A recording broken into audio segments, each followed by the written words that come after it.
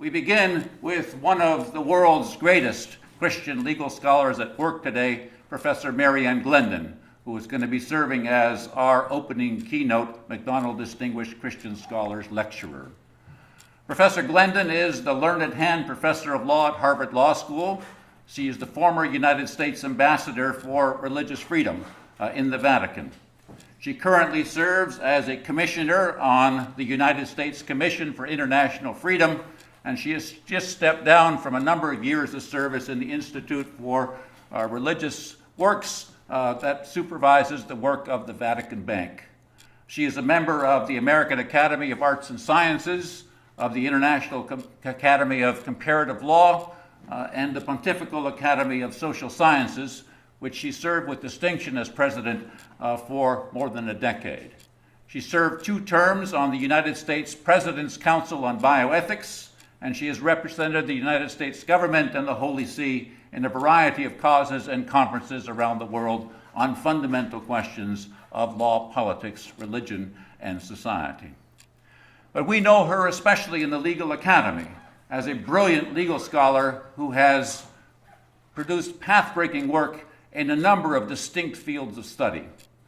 Some of us know her for her early work on family law, where she wrote award-winning titles on abortion and divorce in Western law, the transformation of family law, and a number of other texts and essays, especially in recent years, in sober and deep critique of the sexual and divorce revolution and its fallout for church, state, and society.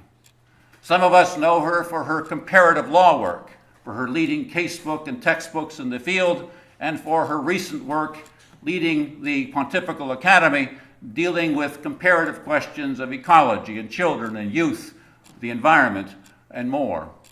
Some of us know her for her work in legal and political theory and legal education, captured in such titles as The Forum and the Tower, and A Nation Under Lawyers. All of us after today will know her for her brilliant work on human rights and religious freedom, where she has mined the deep foundations of human rights and religious freedom in human nature, in human society, in the organization of a good life and of a good society for all, and also the necessary limitations of human rights and religious freedom norms in a world populated by many other forms of fundamental discourse. All of you will be rushing to the bookstore to buy her recent book, A World Made New, Eleanor Roosevelt and the Universal Declaration of Human Rights. And while you're there, you might as well buy her last path-breaking book in the field, Rights Talk, The Impoverishment of Political Discourse. It is a great privilege to be able to have as our opening Distinguished McDonald Scholars Lecture, the keynote of this conference, my friend, my colleague, and my teacher, Professor Mary Ann Glendon. Please join me in robust applause.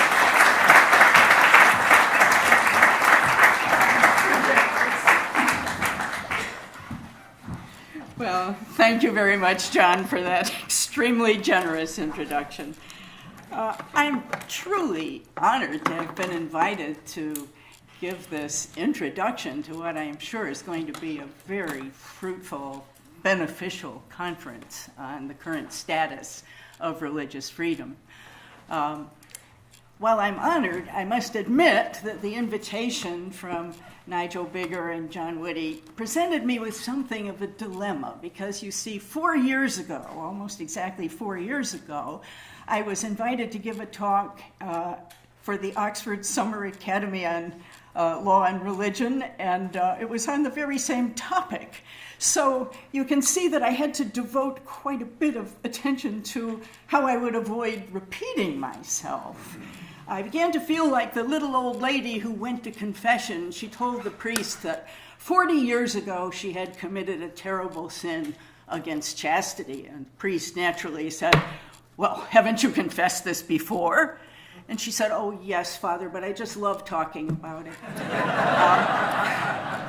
Well, in my case, looking back on what I said 4 years ago, it strikes me now as a very gloomy talk. I think you heard a version of that gloomy talk, John, at Emory one time. And so I do want to say something more positive this time. There have been quite a few developments in the past 4 years, some positive and some negative. I wish I could say that I thought the overall picture of the status of religious freedom had improved, but for me, the title of this conference is Religious Freedom Under Threat. Sounds a little bit like the rhetorical, does the Pope go to Mass on Sunday? Or other versions of that you probably have heard. So let's not deceive ourselves, however. Many of you here may think that that's a rhetorical question, but for many of our friends and fellow citizens and colleagues, the answer is no. Religious freedom is not under threat. In fact, a recent poll in the United States specifically asked that question, and 56% of the American respondents said, no, religious freedom is not under threat. And even more striking is many people would answer that question with religious freedom itself is a threat. At least that seems to be the thrust of a European poll that interrogated people from Great Britain, Germany, Sweden, and 60% of the respondents in those countries said they believe religion does more harm than good. So this leads me to believe that one of the great threats to religious freedom right now is actually the widespread idea that religious freedom is not under threat. And if that is the case, if I'm right about that, then one of the most urgent challenges for religious freedom advocates, for defenders of religious freedom, is to make their case more effectively and more persuasively to a new generation. What, for example, are you going to say to this mysterious Generation Z that is coming along? So what I'd like to do this evening is share some thoughts about the challenge, and I hope that I will hear yours because I am in a state of perplexity about the answers to some of the questions that I'm going to raise. I guess I would say all of the questions I'm going to raise. Now, when I go to a lecture, especially a lecture in the afternoon before dinner, I like to have the speaker give me a little roadmap of where he or she is going so that sometimes so I can tell how near they're getting to the end or close to dinner. And here's my little roadmap. There'll be 3 parts to this talk. And the first part will be based on my experiences of 4 years with USERF, which is the term I'm going to use, the acronym for the U.S. Commission on International Religious Freedom. Some thoughts about the challenges that face international religious freedom advocates. Then in the second part, since the challenges for religious freedom advocates in what I hope we may still call the liberal democracies are quite different in several respects, I'll turn briefly to some recent developments in Europe and the United States, and I will conclude, third part, with some thoughts about the problem that perplexes me most. How do we make the case for religious freedom in secularized, increasingly secularized societies to different kinds of audiences, and in a world where that right is little valued, not only by militant secularists, not only by intolerant religious zealots, but also by increasing numbers of well-intentioned friends, colleagues, and fellow citizens. So, where international religious freedom is concerned, I'll start with a proposition that may seem obvious. Given the massive amounts of evidence of severe, violent, systematic religious freedom violations in many parts of the world, it's easier to make the case, I think, in Europe and the United States for international religious freedom than it is when one is speaking of the less dramatic types of infringements that we see at home. This is not to say that it's easier to persuade our decision makers, our governments, to address atrocities abroad, just that it's easier to make the case. USERF issues an annual report every year about this time. Last year's report, 2017 report, began with the statement, and I'm quoting here, "Blatant assaults have become so frightening. Attempted genocide, the slaughter of innocents, wholesale destruction of places of worship, that less egregious abuses often go unnoticed." Then in this year's report, issued just a month ago, USERF says there has been a downward trend from that unhappy situation, including, and I quote, "genocide and other mass atrocities, killings, enslavement, rape, imprisonment, forced displacement, forced conversions, intimidation, harassment, property destruction, marginalization of women, bans on children participating in religious activities or education."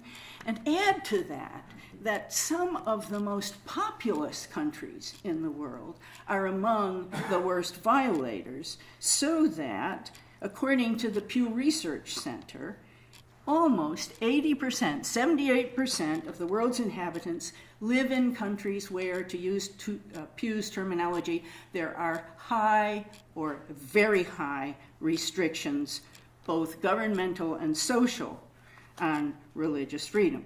By all indications, then, the world is an increasingly hostile place for religious individuals and groups, Christianity, Jews, Muslims, Baha'is, Yazidis, Hindus, Sikhs, and many others. Now, the situation is complicated. In many cases, it's difficult to discern the extent to which these very severe hostilities and restrictions are driven by religious considerations or by the ethnic and political factors with which religious considerations are so often entwined. Malise Ruthven has written well about this. But the impact on religious freedom is the same. I have to mention, too, that currently Christians are, by all accounts, the principal targets of religiously motivated violence and oppression, with an estimated right now 150 million persons facing persecution, especially in Iran, Somalia, Syria, Pakistan, North Korea, and Nigeria. Obviously, the denial of a fundamental right is atrocious no matter what group or what persons are being attacked, but it is notable that the media tends to underreport the degree to which Christians are disproportionately affected. And sad to say, religious freedom violations of all types tend to be underreported, and not only by the media, but by human rights organizations. So, for example, Human Rights Watch, one of the most important human rights organizations, has touched on religious persecution in only 8 of 323 reports that it issued in a period of 3.5 years. This sort of thing undoubtedly contributes to the widespread belief that religious freedom is not under threat. And that belief, in turn, may help to explain why in countries that generally pride themselves upon their commitment to human rights, their tradition of human rights, it so often proves difficult to get government officials to pay attention to the worst atrocities that are taking place around the world. I'm going to give you a couple of examples from my service on USERF. I'll begin just by saying that in 1998, the US Congress, by a nearly unanimous vote, passed an International Religious Freedom Act, which established as a foreign policy priority in the United States the defense of religious freedom abroad and the defense of individuals suffering persecution on account of their religion. So the priority was established 20 years ago. But For 20 years, many changes in the administration, central administration, for many years the State Department has been, I'll put it as charitably as I can, has been very slow in accepting that priority. Many State Department representatives deliberately avoid using the term religious freedom. They prefer instead freedom of worship, which I'm sure, as most of you know, seriously narrows down the scope of Article 18 of the Universal Declaration of Human Rights, which speaks not only of freedom of worship, but freedom to manifest your religious beliefs alone or in community with others, in private and in public. Now, USERF, in its annual reports, has often called attention to this fact, that the term freedom of worship doesn't quite cut it. And USERF has also pointed out that using the term freedom of worship instead of freedom of religion sends an unfortunate signal, because that is the very expression that is favored by government officials in countries that are notorious for religious freedom violations. For example, when USERF visited, during my term on USERF, we visited Pakistan, we visited many countries. I was with delegations that went to Pakistan, Vietnam, Turkey, and in all of those places, we were repeatedly assured by government officials that there was freedom of worship in those countries, and that their citizens enjoy religious freedom because they can believe what they like and go to services as they see fit. In Pakistan, interestingly, our first visit was a courtesy call. Our first day, it was a courtesy call to the U.S. Embassy, and there, a representative of the U.S. government said to us, "Oh, there is more freedom of worship in Pakistan than there is in any place in the Middle East." And that was interesting, because when we went then to see the Minister of the Interior and other such officials, they said, yes, more freedom of worship in Pakistan than in any place in the Middle East. It was as though they were singing from the same hymnal. But we soon learned from talking to many religious leaders and members of religious groups that even worship services in Pakistan were being heavily monitored. And 2 days after we left the country, 2 Christian churches were bombed in Lahore, with 15 persons killed and 72 wounded. Similarly, in Vietnam, our delegation met with the U.S. ambassador himself, who assured us there was great freedom of worship in Vietnam. But our meetings with religious groups and individuals told a very different story. A few days after we left Vietnam, several people who had come to talk to us and taken great risks to do so were arrested and jailed. It's not as though the U.S. government and other governments don't have measures at their disposal for dealing with the congressionally established priority for the protection of religious freedom. They range from the dramatic to the very simple and ordinary. I'll list some of them that are mentioned in the Act: diplomatic inquiries and protest, condemnation within international organizations, delay or canceling of cultural exchanges, and it goes on and on. Specifically in the statute, even the threats of doing some of those things are sometimes quite effective. Sometimes even shining the spotlight of publicity is quite effective. So here's the question: how can political decision makers in the countries that pride themselves on their attachment to human rights, how can political decision makers be persuaded to speak out, at least, and to act in the United States as Congress has directed them to do?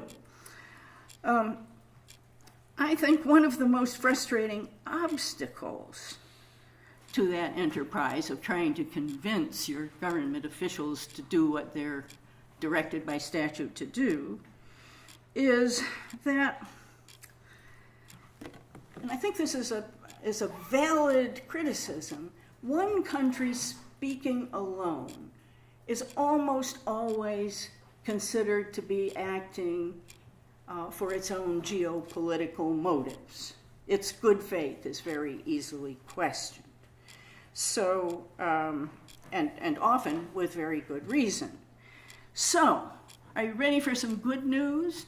Just a little bit of good news here after all that. And this is a truly encouraging development that began almost exactly 4 years ago in London, where parliamentarians from 5 different countries, at the invitation of Baroness Berridge, Elizabeth Berridge, who wished that she could be with us today but is on her way to Ghana, she invited parliamentarians who were concerned about religious freedom from 4 other countries and a group of us from USERF to come to London, and we met at the House of Lords, and we discussed whether it would be possible to build a group of parliamentarians from more countries to join in an effort to speak with a unified voice.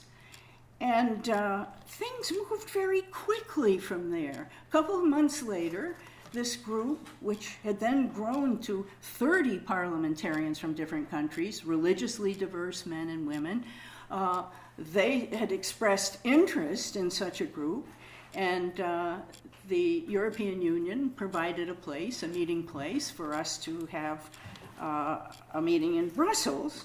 And at the Brussels gathering, there was a capacity crowd interested in hearing Baroness Berridge spoke, the then chairman of USERF, Katrina Lantos-Sweat spoke, Heiner Bielefeld, the UN Special Rapporteur for Religious Freedom spoke, and by November of that very same year, an organization was founded with a very long name. I'm only going to say this once: the International Panel of Parliamentarians for Freedom of Religion or Belief. And there was a launching of that organization at the Nobel Peace Palace in Oslo, and that was attended by 30, all of whom signed a pledge to advance religious freedom in accordance with Article 18 of the Universal Declaration. All this is in the space of 1 year. Now it's 3 years after Oslo, and that group has 100 members from all over the world. And in its short life, it has led to the formations within the various countries of legislative caucuses for religious freedom. And it has led to several joint letters signed by parliamentarians from all over the world addressing religious freedom issues in Pakistan, Myanmar, Indonesia, North Korea, and to the first of what one hopes will be a series of fact-finding visits.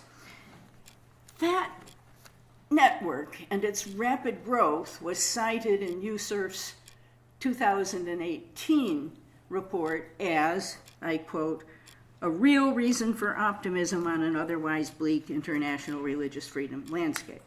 Now, it may not sound like much, but really, it's an enormous leap to have been made in a space of only 4 years.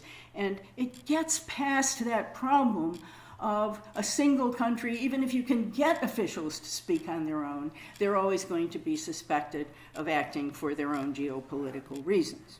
Now I'm on the second part of the talk, if you're keeping track.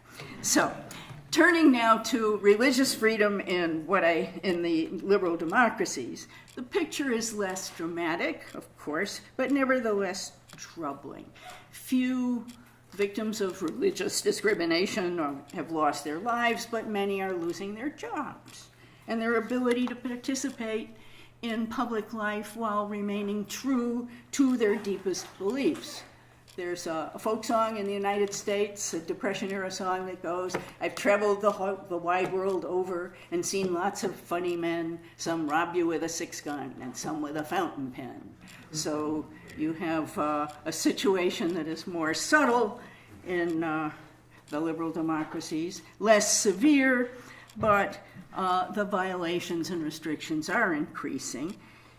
And since you will soon be hearing very full analyses of the situation in the US and the UK from a remarkable group of experts. I am just going to paint with a very broad brush in this second section of the talk. So, when one says Europe, obviously there are great and significant differences from country to country. But we learn from the Pew Research Center that in Europe, both governmental restrictions and social hostilities are on the rise, with increases in social hostilities particularly directed at Muslims and Jews in some countries. It seems that fear of religiously motivated violence, together with increasing secularization, greatly complicates the task of defending religious freedom in Europe. I may be mistaken, and I ask you to correct me if I am, but it seems to me that there is less of a pushback against such measures as restrictions on the conscience rights of medical personnel who decline to perform euthanasia or abortions, legal prohibitions of kosher and halal slaughter, bans on the conspicuous public display of symbols by government workers and students in public schools from place to place. In some places, it is reported, again, please correct me if I am not getting good information here, that priests and ministers have been investigated simply for expressing traditional views on sexuality while preaching or in interviews. And with the legalization of same-sex marriage, it is only to be expected that there will be conflicts, increasing conflicts between the rights of individuals to be free of unjust discrimination on the basis of their sexual orientation on the one hand, and on the conscience rights of groups and individuals who maintain traditional religious beliefs about sex and marriage on the other.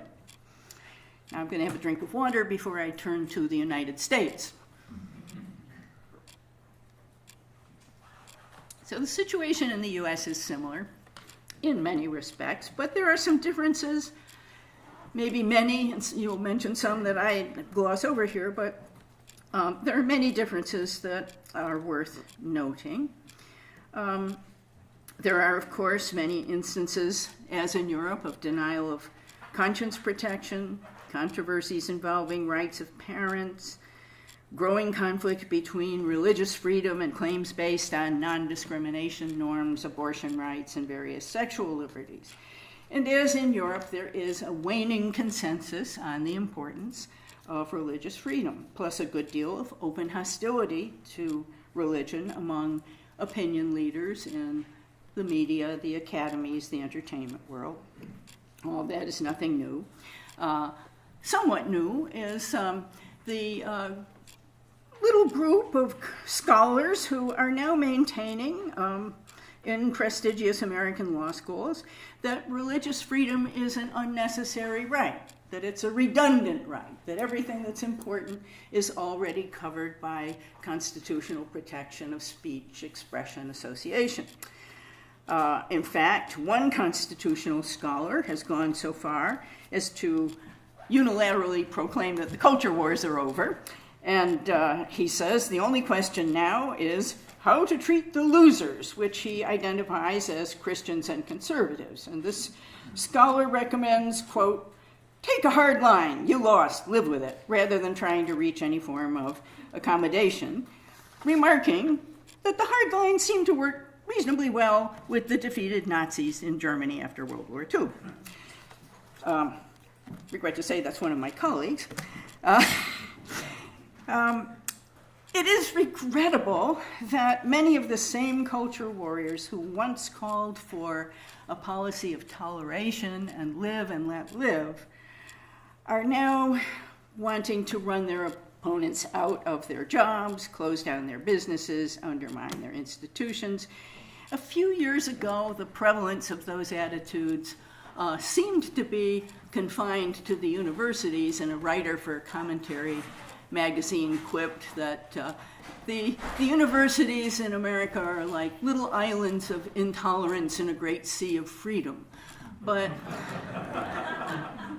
But the waters of the Sea of Freedom are not as tranquil as they once were. They're getting a little choppy these days.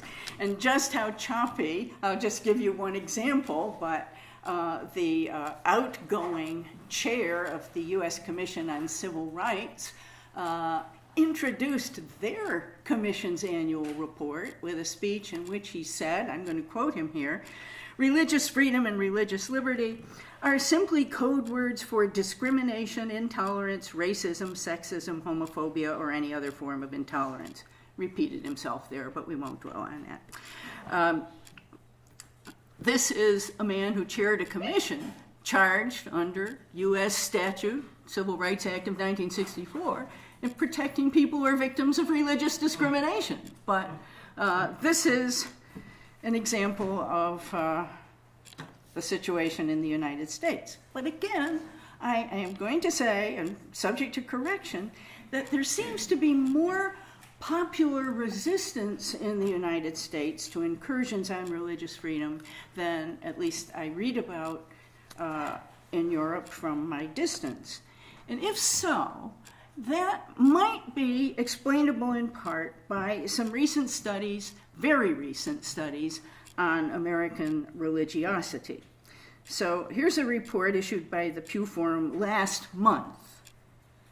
I find this a little surprising, but here's what Pew says. 56% of Americans say they believe in God as described in the Bible. Now, you may recall at the beginning of this talk, 56 of Americans said that religious freedom was not under threat. I don't know. We need to look at those figures. But there's another brand new set of figures that is very interesting. Some researchers at Harvard and Indiana universities did a deep dive into the data on religiosity in the U.S.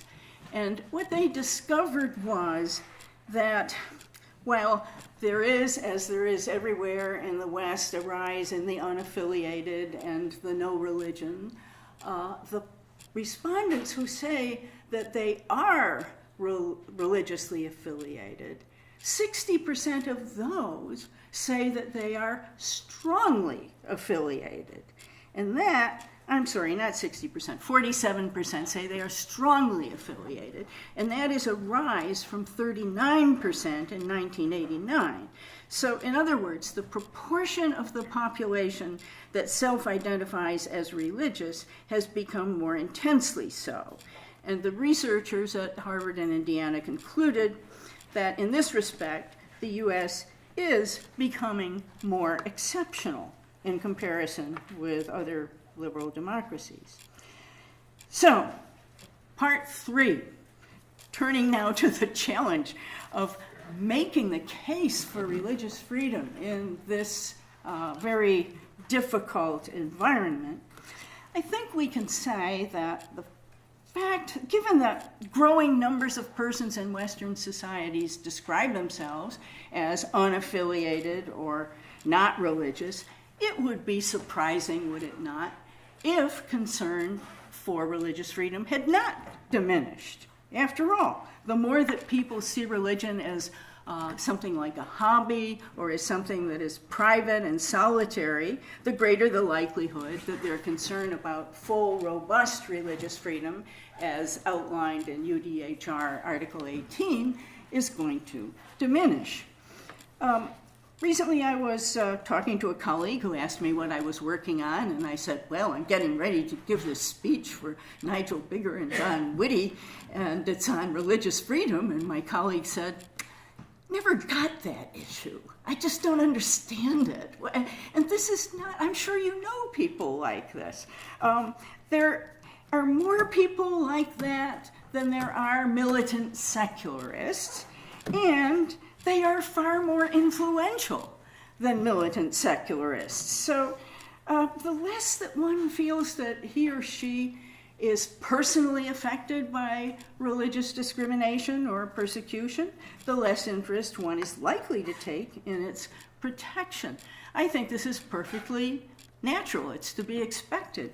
So I would like to use the remainder of this talk to mention just a few ideas that I think might be potentially useful in making the case for religious freedom. But as I said at the beginning, I am at sea here, and I would really like to, I'm hoping to hear great ideas from other people that will help us all with this. So I have no magic formula to suggest, but my hope is that we can exchange some further thoughts about these topics.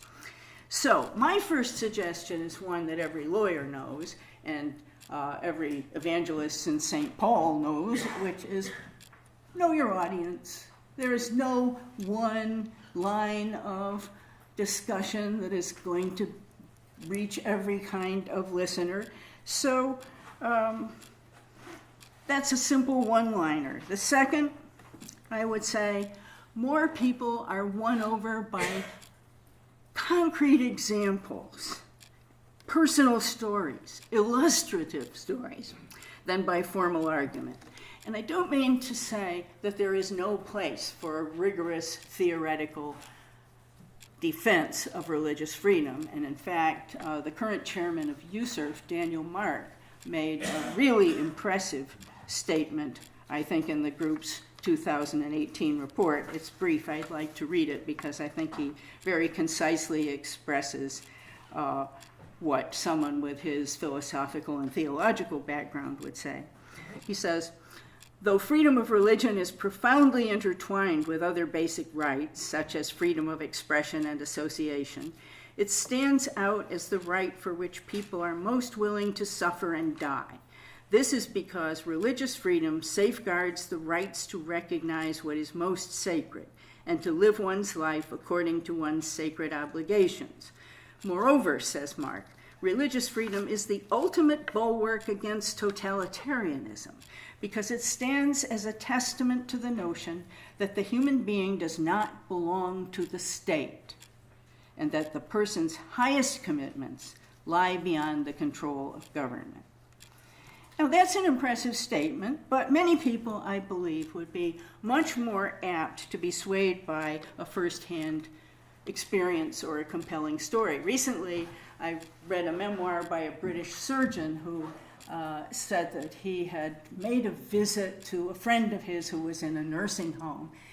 And he was dreading the visit because he had had some experience with nursing homes, and he thought that this was going to be a very sad visit. Instead, he found his friend happy, well cared for, attentively cared for, and he says he was quite surprised. I was quite surprised until I realized that this institution was run by a religious group.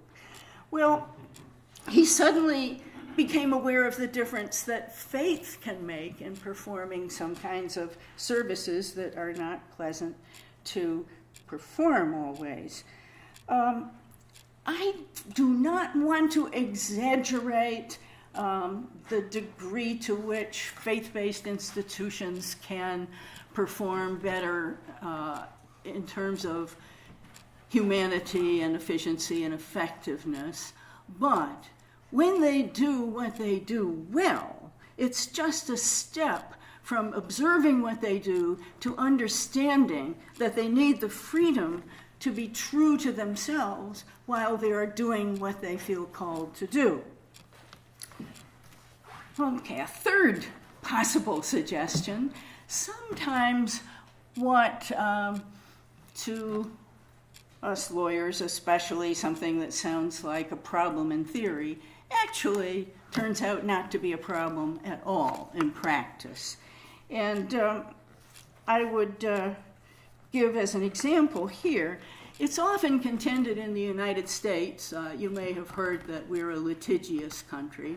I always say that you can't blame a whole profession for the misdeeds of 500,000 of its members, but we do have contingent fees and other things that do encourage litigation. And so it's often said that if you give religious exemptions to religious people from generally applicable laws, that will initiate a flood of litigation. Now, fortunately, we have some very good studies, and the evidence is accumulating that, in fact, the long American experience with religious exemptions has probably had the opposite effect. It certainly hasn't led to a flood of litigation, and it seems to be, when I say long experience, I mean really long experience. There was a certain war, I hate to mention it, but in 1776 there was this difficulty between our countries, and George Washington really needed soldiers. He was desperate. And at the times when he was most desperate for soldiers, he nevertheless granted the Quakers exemption from military service. So that tradition goes back a long way. And here's the thing from a legal point of view. When core freedoms collide, and they do collide more and more because as rights proliferate, there are more conflicts among rights. When core freedoms collide, a way has to be found to let each one have as much play as possible and not to permit either of them, if there are only two, to be read out of the canon. The Germans have an expression for that sort of accommodation. They call it praktische Konkordanz, and it's really the great art. One of the good things that lawyers do is figure out compromises, ways to get the maximum benefit out of whichever right is in play and in collision. And that's with increasing numbers of collisions in our complex society, that's a skill that should be very highly valued.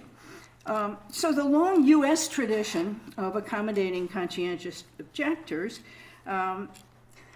accords very well with two pretty widely shared American ideals. These ideals, of course, are just that. They're ideals, and we sinners have not always lived up to the ideal. But one is that a heterogeneous society like ours is better and richer for its heterogeneity and for its religious differences and for its cultural differences. And the second is the respect for individual liberty, which demands that the state should not force people to violate their most deeply held beliefs without a very good reason. No rights are unlimited, right?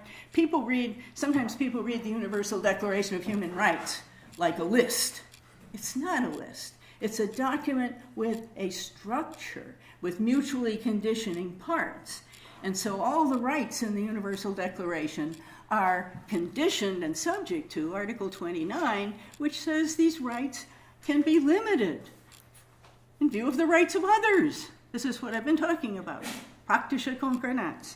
Okay, so now I have to mention two. We're in a difficult area here, and these are problems that make those of us who would like to defend accommodations and exemptions quite difficult.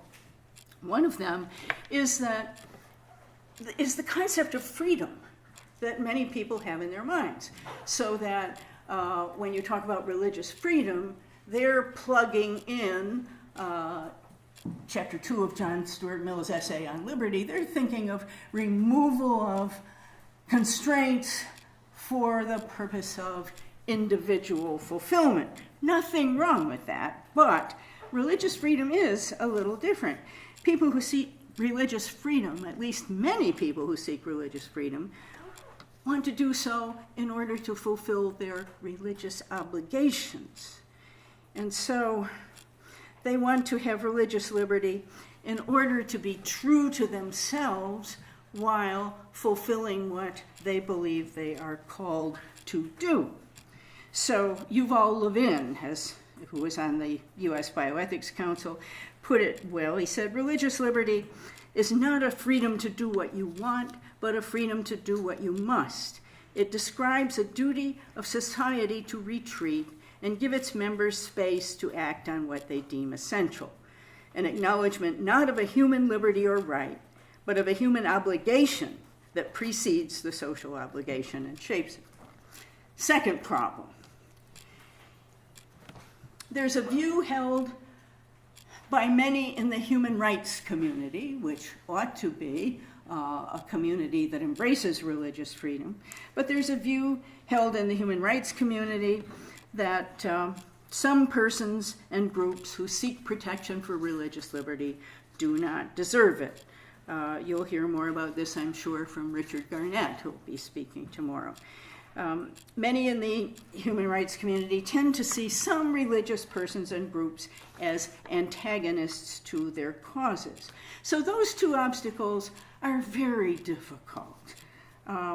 What do we do when we are dealing with people who in good faith have these beliefs that religious freedom, A, is not very important, or B, religious freedom is actually a code word for all kinds of bad things? One approach, I'm going to give you two examples of an approach that can work, I think, under certain conditions. And basically, I'm going to give you one example from the United States and one example from Europe, and then we can have dinner. The first example from the United States, a very impressive example of an approach which calls liberalism to its own ideals of fairness to all, tolerance, the golden rule, basically.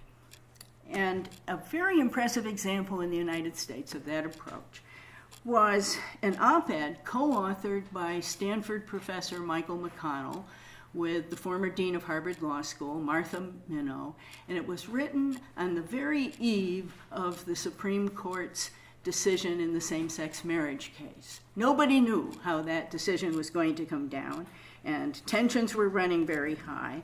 And these two academics, on opposite sides of the issue, got together and joined in deploring the trend toward ill will and demonization in conflicts over the role of religion and religious views in healthcare, marriage, and public life.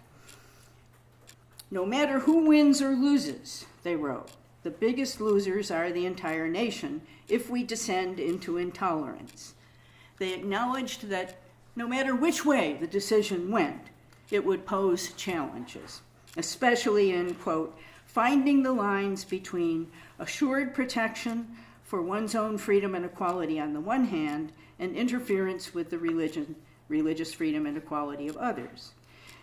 But these two academics asked for an approach that preserves what they called the remarkable American promise to welcome people of all religions and to be a model on how to be both religiously vibrant and mutually respectful. And to that end, they jointly endorsed the principle that religious and other conscientious dissenters from legal and cultural norms should be accommodated when practical to do so. They also evoked what they called the admirable American progress of respect for dissent. The key to this promise, they said, its secret sauce, is our ability to agree to disagree, even about matters of profound importance, both by accepting legal resolutions of intense disagreement while preserving avenues for ongoing dissent. Now, when the actual decision came down, Justice Anthony Kennedy, in writing for a 5-4 majority, seemed to be encouraging that sort of approach when he wrote, quote, many who deem same-sex marriage to be wrong reach that conclusion based on decent and honorable religious or philosophical premises, and neither they nor their beliefs are disparaged here in the Supreme Court. Toward the end of his opinion, Kennedy added, quote, it must be emphasized that religions and those who adhere to religious doctrines may continue to advocate with utmost sincere conviction that by divine precepts, same-sex marriage should not be condoned. The First Amendment ensures that religious organizations and persons are given proper protection as they seek to teach the principles that are so fulfilling and central to their lives and faiths and to their own deep aspirations to continue the family structure they have long revered. So that's an approach trying to appeal to a very high-minded view of American tradition. I think, it's high-minded view in the sense I think it's hortatory. It's trying to bring into being what it's describing as existing, and it remains to be seen whether it will hold or take hold. Now, the European example I'm going to give you was successful in doing a similar thing. It was successful in the European Court of Human Rights. This involved what has come to be known as the Italian crucifix case. Italy was taken into the European Court of Human Rights because it mandated, or maybe just permitted, crucifixes in public school classrooms. And a lawyer for several countries who were amici curiae, Joseph Weiler of New York University, an observant Jewish man, argued the case for those countries who were supporting Italy and the crucifixes in the classroom. Just as McDonald and Minow called upon an exalting image of American pluralism, Weiler offered the court a very high-minded image of European pluralism. And I think his argument, I'm going to read the gist of his argument to you. I think his argument is a masterpiece of rhetoric. And you have to imagine, in Plato's dialogues, they say that there's this incarnate meaning where the persona of Socrates carries the meaning. You sort of want to believe it because you believe in Socrates. So imagine Joseph Weiler standing there, European emigre to the United States from a troubled country, and wearing his yarmulke, and this is what he says. Europe is special in that it guarantees at the private level both freedom of religion and freedom from religion, but does not force its various peoples to disown in its public spaces what for many is an important part of the history and identity of their states, a part recognized even by those who do not share the same religion or any religion at all. And of course, you're looking at the speaker, who obviously is one of those who doesn't share the religion. He says, it is this special combination of private and public liberties, reflecting a particular spirit of tolerance, which explains how in countries such as, say, Britain or Denmark, to give but two examples where there is an established state church, Catholics, Jews, Muslims, and of course the many citizens who profess no religious faith can be entirely at home, play a full role in public life, including the holding of the highest office, and feel it is their country, no less than anyone else's. It is an important model for the world of which Europe can be justly proud, end quote. What's important, Weiler went on to emphasize, is not whether a country like Italy permits religious symbols in the classroom or a country like France forbids them. What is important, he said, is that the prohibition of religious symbols should not be understood as a denigration of religion or religious people. And the requirement of a religious symbol, such as the cross, should not be understood as denigrating other religions or those who do not profess a religious faith at all. Now, of course, there's a weak spot in the arguments of McDonald, Minow, and Weiler, as I've already mentioned. They presuppose a certain respect for the ideals of fairness, tolerance, and pluralism. They either presuppose it or they're trying to wish it into being. In my view, Weiler's most important point was his acknowledgement that the form of pluralism he was holding up, that form of pluralism could only work if supported by a culture of mutual respect and genuine tolerance. So I'm going to conclude with a very brief reflection on precisely that thought. We lawyers tend to assume, I think we sometimes fool ourselves into thinking that our efforts, either in legislatures or in courts, can carry the day, that you really win something if you win a lawsuit or if you get a law passed or you beat back an administrative regulation. But the fact is, we need a little humility here, that the preservation of religious freedom ultimately depends, as Weiler says, on building cultural support. And most of the time, what we lawyers are doing, if we win cases or get statutes passed or find a way to improve administrative regulations, most of what we're doing is helping to create space, buy time, for the more important enterprise of culture building. The challenge is cultural before it is legal and political. Now, I'm afraid, like the little old lady who confessed the sin that she committed 40 years ago, I'm now going to have to repeat something that I have said before, and some of you have heard me say before, but after many years as a teacher, I find that belaboring the obvious isn't bad. I tell my students, I'm going to belabor the obvious, just get ready for it, because I find that if you say something, there's some learning about this, that you have to say something to a student. How many times? 17?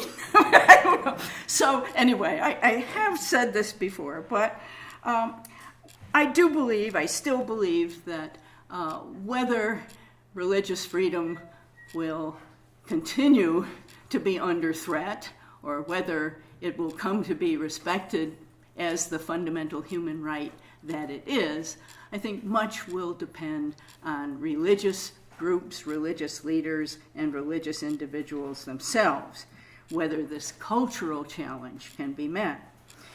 Theirs is the responsibility to encourage their co-religionists to the responsible exercise of religious freedom. Theirs is the responsibility to reject ideologies that would use religion as a pretext for violence. And theirs is the responsibility to find resources within their own traditions for promoting respect and tolerance. And at the same time, much will depend on whether the human rights community can accept that human rights, including religious freedom, are indeed, as the Vienna Declaration said, and that as is implicit in the UDHR itself, human rights are universal, inalienable, indivisible, and interrelated. Those are weighty challenges. But your presence here and your patience through this lecture give me some hope that the challenges are not insuperable. Thank you very much.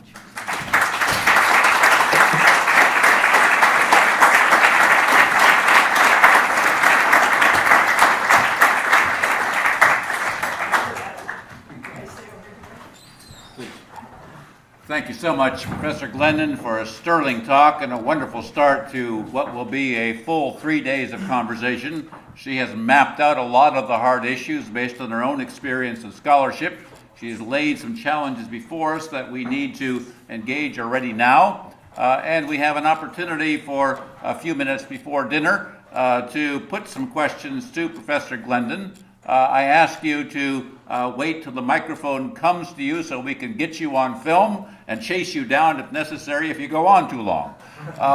But if you do have questions, please be respectful, be pithy, and be powerful in your questions to Professor Glendon. The floor is open. Please signal so I can have my colleague come to you with a microphone.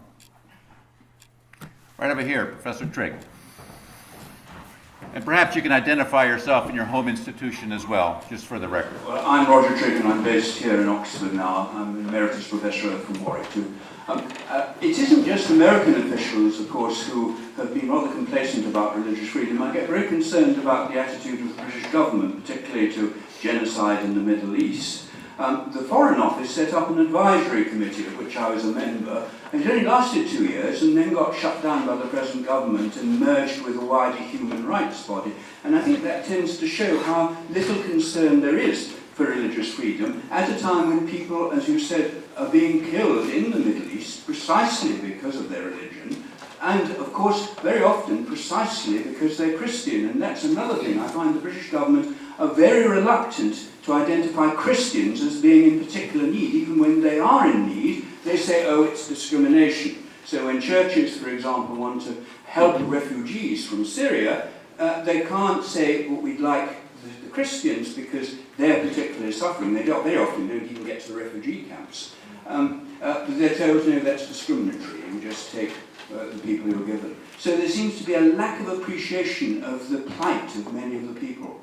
And I really don't know what can be done about it.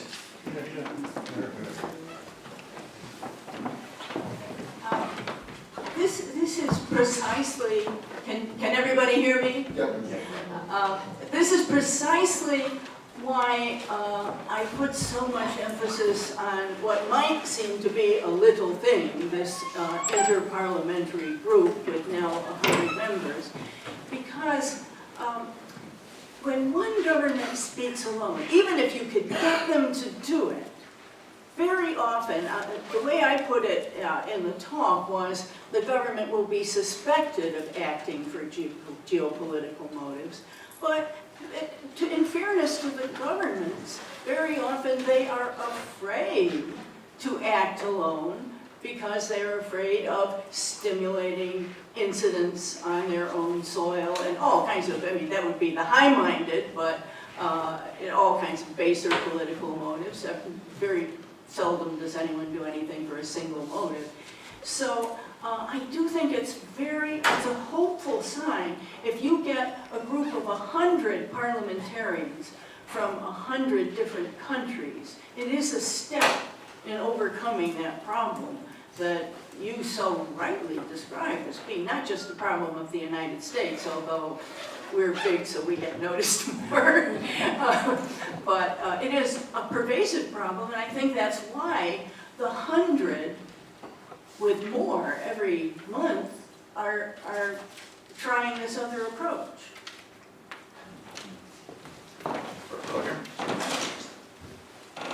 Thank you. Mark Emerson, PhD candidate in non-religion at Cardiff University and a judge in my day job. I had a quick question about the interesting example you gave of the case of Lancey, the crucifix in the classroom in the Strasbourg court. And a question about possible other interpretations, notwithstanding the highly persuasive silver tongue of Joe Weiler. Two of the other issues that seem to crop up, firstly, the Strasbourg court's idea of margin appreciation, it won't interfere with the setup in member state countries. But isn't also making the point that there's a particular issue between a majority religion who's associated culturally with the history of a country and a minority religion which isn't. And so judgments would say it's okay in Italy to have a crucifix in a classroom. The dynamic is perhaps slightly different when it's minority religions, typically Muslim, seeking to manifest their religion, which perhaps don't have the same legal protection. No doubt about it, but I think where Joseph implicitly addressed your point is when he said, of course, this will only work if certain conditions are met. And among it, he was very wise not to go into what all those conditions, under the circumstances of that case, to go into what all those conditions would be. But certainly one of them would be what I mentioned at the end, that religious groups do somehow have to find resources within their own traditions to live in a society of fairness, tolerance, golden rule. Professor Durham. So you talked about the developments with the IVP on the parliamentary front. I think one of the interesting parallel developments is the first contact group consisting of people from offices like the ambassador at large office in the United States, the new German office that was approved in the last week or two, the Danish office, and ups and downs of the Canadian office. My question is, from your experience, there are different things that people in the parliamentary setting and in the executive branch can do. Do you have ideas of how they could work together, how they can complement each other, what's most effective, etc.? One thing that troubles me is that in this 20-year period of the congressional priority for religious freedom in foreign policy, we've had some administrations that were friendly to religious freedom, and other administrations that were not particularly friendly to religious freedom, but the State Department seems to have marched to its own drum right through. And there, I guess it comes back to culture again. The State Department has its own culture. Bureaucracy, let me kind of hang it all on the State Department, as Max Weber taught us. Bureaucracies have their own culture. And that culture can put up quite a resistance to an administration of either political party. Do I have an idea about how that could be fixed? Not right offhand. I mean, the ideas that come to mind might be draconian. I wouldn't. Now, I don't know. How do you change the culture of the State Department? It's a complicated thing. But I think that's where the problem is. So that's why I keep coming back to the international group. It's a workaround. And there are other reasons why it's a good workaround. Because nobody would ever believe that the United States was acting solely out of concern for religious freedom, even if you did get the State Department and the administration to work together. And by the way, countries have to take geopolitical concerns into consideration. It's just that we've done so little with international religious freedom. And we had so many opportunities where even shining the spotlight of publicity would have helped a great deal. Question back? Hi, I'm Justin Denny.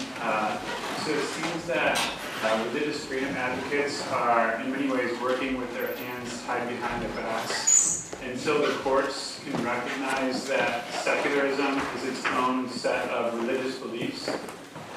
So it's secularism and secular beliefs on sexuality, on what goes on in public schools, is able to kind of fly under the radar under detection of the Establishment Clause because they say they're religiously neutral.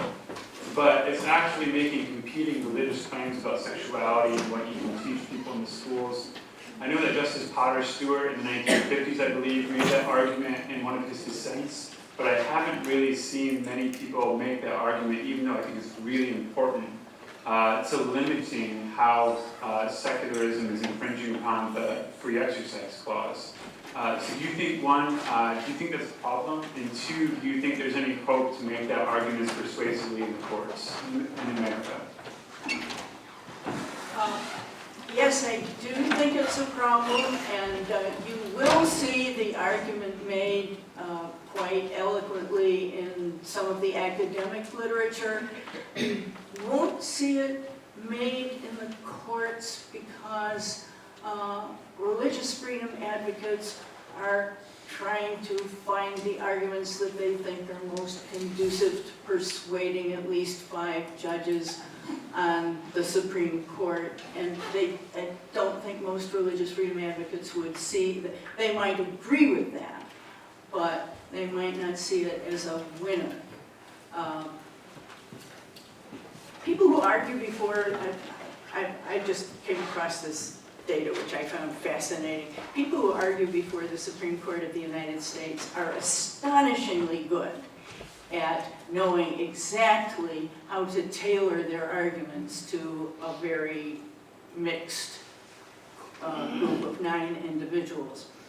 And some researchers at an American university decided to take all the cases that were pending in the Supreme Court in a particular term. They hadn't been decided yet. The Supreme Court generally decides about 70 cases. It's a nice job, 9 people, 70 cases, not much work. So 70 cases, and they asked a group of people who specialize in appellate argument before the Supreme Court to predict the outcomes. And they asked a group of constitutional law professors at major law schools to predict the outcomes.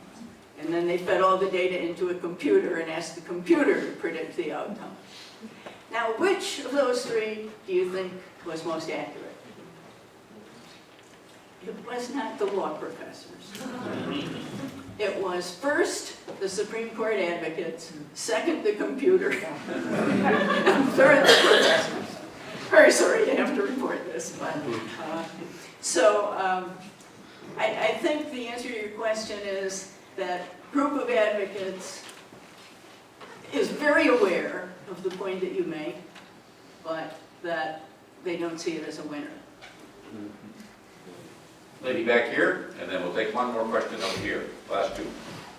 Please, madam. My name is Shweta. I come from the University of Reading and I'm a first year PhD candidate, very, very new to the field, so I apologize if my question sounds very naive here.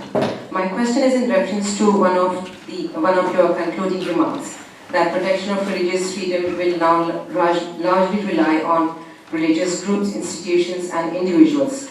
Do you think this is a risky proposition in a setup like India, especially with the kind of volatile governance we have there right now? For instance, the Modi government rejected the Yusuf report in 2016 as an example of Western bias and hegemony against India. I'm not sure that I'm so sorry. I'm not sure that I quite got. I understand that you were asking a question about religious freedom in India, and I guess I would have to say that I don't feel well qualified. It was not a country that I visited on USERF, and I don't feel well qualified to answer a specific question about India. I'm sorry. I have received, thank you. Does anybody in the House want to speak to the lady's question? Please, madam. My name is Ruby Shao, and I'm a graduate student at Oxford. And to draw a parallel between the defense of religious freedom and the defense of free speech, I was wondering if maybe concentrating excessively on the formal arguments for either can detract from the cause, because people listening on the opposite side will think, well, you still haven't answered the question of why these views that people are trying to express are valuable instead of bigoted, for example. So to what extent do you think it would be more effective to actually just furnish the public with greater religious education, to provide the positions on, let's say, marriage, life, etc., with both secular and religious arguments?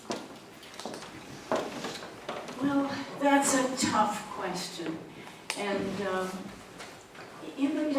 I wouldn't want to offer a general answer. I think I'd almost say not even country by country or region by region, but community by community. The reason why I say that is that I'm from Massachusetts, but I am not from Boston, Massachusetts. I'm from the far other end of the state, where I grew up in a little town that was very much like the towns that Tocqueville visited. We had 5,000 people, which I guess Aristotle said that was the ideal size for a polis. And we had about half the town was Catholic, half the town was Protestant. We never, ever had the kinds of Catholic-Protestant tensions that there were in Boston, where they burned down convents and there were riots. And so it's almost, that sort of thing almost has to be person to person. And I think that's one of the things that the Bible teaches too, is that just be what you are and who you are in your place, wherever you find yourself. And that in itself is education. The Bible's a fine way to end, I think. It's a wonderful start to our conference. I think we should have a robust round of applause for Professor Glendon.